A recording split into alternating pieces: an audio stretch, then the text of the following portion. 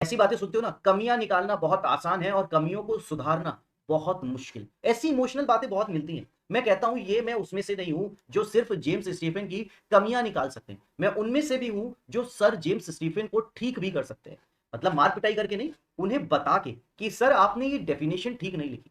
क्यों ठीक नहीं लिखी? क्योंकि इसमें आप लिख सकते थे फैक्ट क्या है, fact which is not fiction, which is not fiction but an existing thing, which is not fiction but an existing thing. अगर सर जेम्स स्टीफन आप इसे लिख देते तो ये डेफिनेशन ज्यादा बेहतर होती एज कंपेरिजन टू जहां आपने एनीथिंग लिखने के बाद हमें इतनी लंबी चौड़ी कहानी सुनाई, और शायद प्री भी थोड़ा सा आपकी वजह से आसान हो जाता। और सर जेम्स स्टीफन यहां नहीं रुके, उन्होंने अपनी इंटेलिजेंस की हद पार कर दी और आपको बताने की कोशिश की, देखो इसमें क्या क्या चीजें इंक्लूड होंगी, फैक्ट में क्या क्या चीजें इंक्लूड होंगी, ये उन्होंने बताया इलस्ट्रेशन देके। क्या क्या बोले? किसी आदमी ने कुछ सुना, कुछ कहा, वो भी फैक्ट है।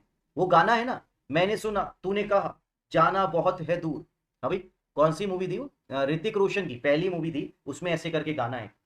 तो सर जेम्स स्टीफन भी वहीं से इंस्पायर्ड लगते हैं। मैन हर्ड और सा is a fact, said certain words, कहा सुना, सब फैक्ट है।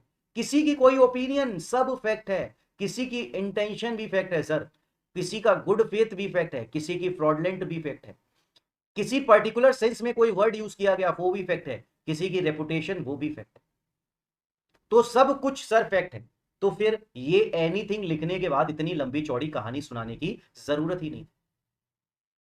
जी, दिशा ने गाना पूरा कर दिया है, तो दिशा को मिलते हैं यहाँ 10 पॉइंट्स। बिंगो। प्यार की कश्ती में लहरों की मस्ती में।